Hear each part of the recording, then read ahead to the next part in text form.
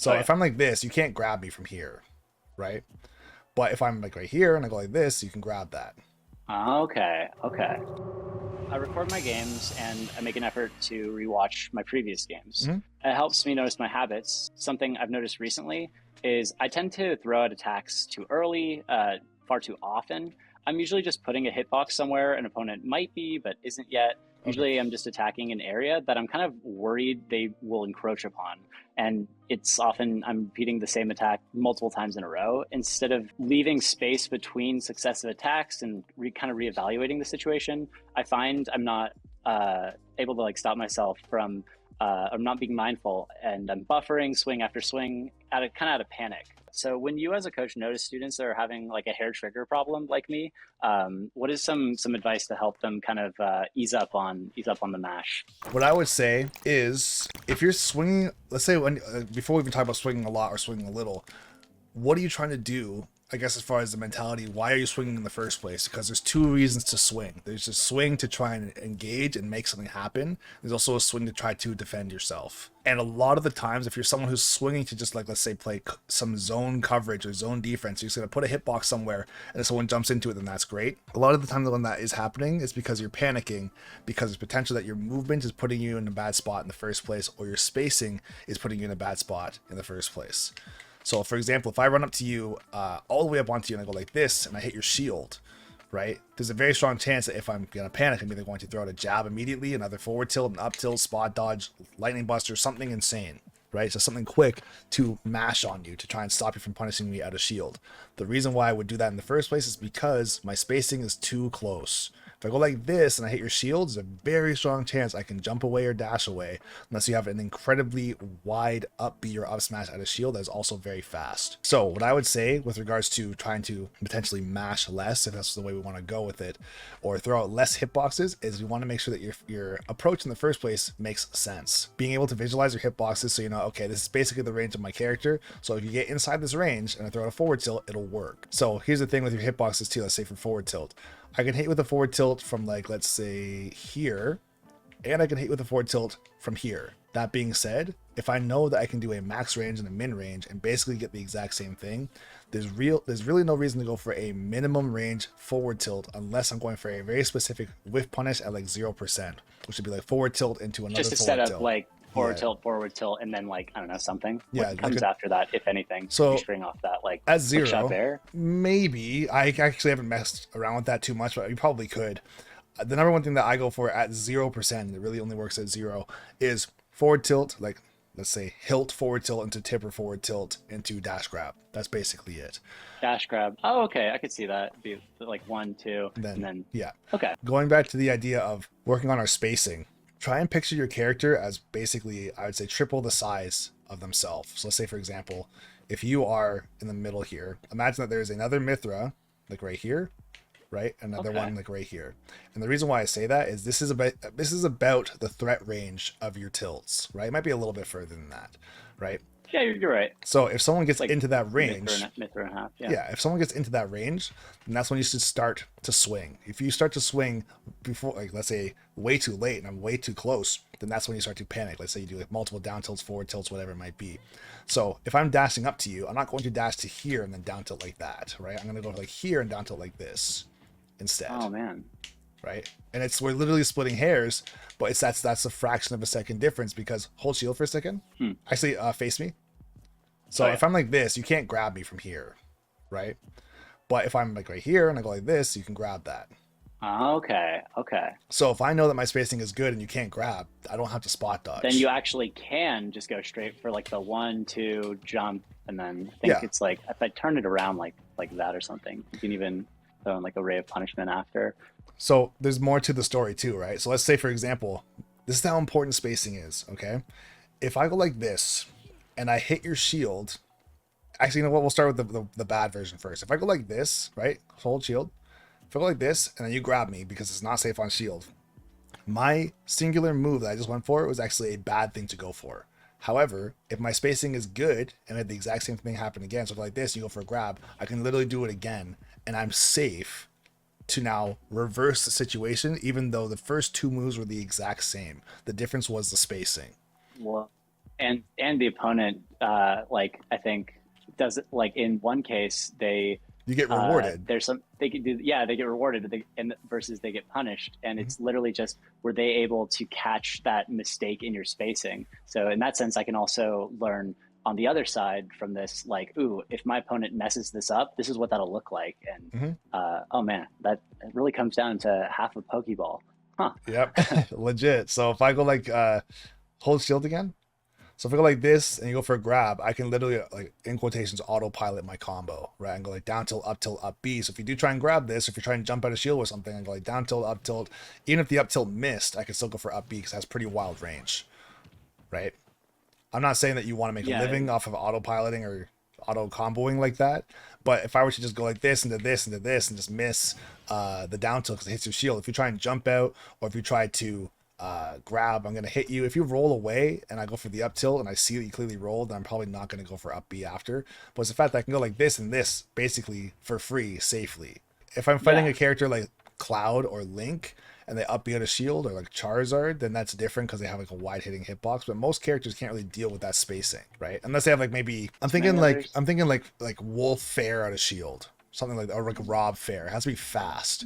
Or maybe like a Luigi Fair, something like that, where if you're a little bit further away, or Falco could actually probably deal with it too. If I just go like this into this, Maybe like a Mewtwo Nair. Nair or Fair, yeah, something quick. Nair fair. But even then, if you're too slow, even if you have the frame advantage, but you reacted late, if you jump into this up tilt, it's disjointed, right? So it's still relatively safe. But before we get too far down that path, this is just one of the things you have to keep in mind, so that if you are finding, okay, I'm really pushing a lot of buttons here, or flailing even, it's because you happen to get too close to somebody, and now you're not just thinking offense, you're also thinking offense and defense at the same time. So you're going like this, into this, into this, into this, into this, into this, right? And that's how you kind of get into the scuffle of just chaos versus, oh, I know my spacing is good, I can go like this. Hold your shield for a second. I want to actually not even hit you. So if I'm like right here, I can hit your shield when it's like fully charged and not even hit you, and at this range you absolutely can't do anything, right? Yeah, because I can't even I can't Yeah. even throw out a yeah, the first one was totally Yeah. whiffed. So if you get that parry, like you might be able to get an instant dash attack if you're insanely cracked and you know you're gonna get that parry. But if you don't know, then it's not useful for you. What was the second half of that question? Because it was kind of like a bit of a paragraph. But what was? Yeah, it was kind of a twofer. Yeah. It was like what when you as a coach notice a student has a hair trigger, what type of advice do you like to give them? Just kind of how do you help them like get themselves to not just like yeah, mash less, to kind of swing more precision. I tend to like want to throw something out before I've really planned. I find fair especially, I'll notice that I'm just throwing out a fair because I don't really know what to do next, and so I just want to like push them away. Okay, so I guess that kind of goes back to the first question I asked, or I kind of proposed, which was, when you're swinging, are you swinging to engage in some way, or if you're trying to, or are you swinging to defend yourself? So if you're swinging to engage, this is why you want to know your combo tree as well. To say, if I'm going to go for something, is it pointless to go for if it's going to give me just one hit? So for example, if you go for dash attack, it's not pointless to go for because it can break zones, and there are other uses for it. But as far as dash attack into anything true, you're not going to get anything. It has to be dash attack into hopefully they miss their tech, or hopefully they roll away, or hopefully they tech roll in, or whatever, and I can make a read on that. Also, dash attack is not safe on shield at all. So run up dash attack. Oh yeah, I get punished on that so much. That's a good point. So yeah, run up dash attack to engage with someone is not a good idea. It's a whiff punishing tool, right? Or catching somebody off guard at like point blank if they're not ready for it. But to just say I'm going to dash back and forth a couple of times in this dash attack, not safe to go for. If you want to do engage with an up tilt or a down tilt, then that makes a lot more sense, because if you land an up tilt or a down tilt, you can turn it into a combo and then get yourself a lead, in which case now you can play some whiff punishing or you can run away, right? And so if they're on one side, you're on the other. It's like dash walk into like up tilt and then an aerial or something. Some sort of combo that would make sense, right? Let's play this game out and I'll show you what I mean. Okay, I'm trying to play this one a little slower. Oh damn! I was trying to split that entire last game to get that. You just got it. Oh, you almost got it twice. Oh my. Right there, I don't want to swing on you to try and get back. I'd rather just get onto the platform, get my jump back, get out of there.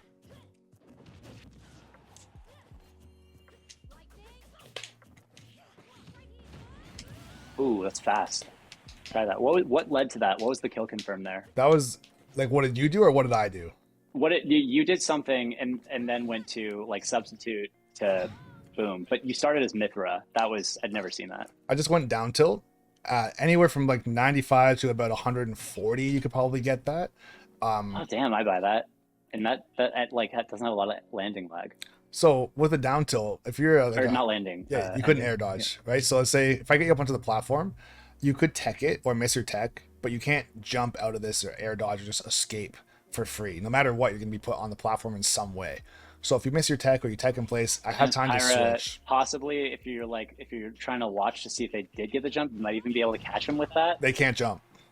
They cannot jump. This is basically like getting Electric Wind Godfist onto a platform. Oh, okay. They're just screwed. Like you could tech and roll to one side or the other, but if you tech in place or just miss your tech, you're dead as hell. Like completely dead. So the setup was just down tilts, switch immediately into up smash immediately. So I wasn't waiting to see what you were going to do. I just did it as fast as I could so you didn't have a chance to do something. If I wanted to, let's say, do down tilt, switch, and then see what you're going to do, I could probably go for an up tilt, right? Like if I just watch you right here and you rolled over here, I could like jump with an up air and just cover the whole thing, right? I could do that as well. Makes sense. You'd like read this side, read that side. You can get there pretty fast. Yeah. Okay. That's why I also try to keep myself in the middle so that if I do up smash, you notice it basically covers the entire platform anyway. So you have to be an insanely small character to get away from that, right? Huh. Average size character is going to get murked, right? But if you're off to one side or the other, if they roll the other side, they're out of there for free. But you got to make sure you're. Then you turn that into a 50-50. Yeah. So you got to make sure you're in the middle here. If somebody, let's say, if I were to get it right here. Or if I want like down tilt into switch, I'd probably go for like a fair or like a back air here because they're probably gonna roll away. That makes sense because they're sort of being hit. They want to escape the combo. They're already like going to land on a platform, and so psychologically, like they're going to want like tech roll out here where it feels safer. And so then that's the same way you punish someone when you like have a new stock and then you just like charge a smash like right there. Yeah, they're in the corner like this and they roll over. What? Yeah. Yep. Okay, so it's kind of like that. It plays on that same human psychology. Well, so I was gonna say this entire game is human psychology. The best part about this game is the fact that you're not fighting a computer. You can actually outsmart the person you're playing with. And it does not mean that you have to necessarily be smarter than them, right? It can be a small interaction where it's like, oh, I thought this was gonna happen and I was wrong because the person outsmarted me in one spot. Right? As far as catching someone's roll, someone holding shield for too long, jumping when they shouldn't have, mashing on your shield, whatever it might be, right? So keep that in mind for sure. You can always outplay or outsmart anybody at any given time. The best players are the players that outsmart the other player more consistently. Because at top levels of play, everyone's execution is basically the same, right? If you mess up in front of a top player, they're probably going to punish you as best as possible, if not kill you. Right. So that's like what I think is really was such the allure of this game to me when I got it like a few months back, is that it's such a layered game of like chess and you reacting to your opponent's reaction to your reaction to. Oh, I love it. Yeah. And that's the thing too, is like I was even going to say with chess, there's optimal plays, but there's also plays that can be made that are suboptimal to give away pieces so that in the future you can make a better play because someone gets lulled into a trap believing that, oh, they made a good move, when realistically now you gave up a smaller or weaker piece for one of their stronger pieces or even a checkmate, right? Some of the best players in the world with regards to chess they have no problem losing their bishops, rooks, or queens because it could mean that they're going to just win, right? It's like, oh, I can literally pin someone down with pawns and a singular knight, and now you're literally screwed, even though you took my queen. I didn't need my queen, right? Because I outsmarted you to win. I wasn't just playing the game, I was playing the player. Exactly. You're playing 5D chess, 4D chess, whatever it is. All right, let's try and, I guess, fight this one out. I have 1 minute. 1 minute of playtime. All right, 2 stocks. Here we go. We can get there. Oh, no! I almost did it. Imagine. Oh, he's dead. Just kidding. Unless.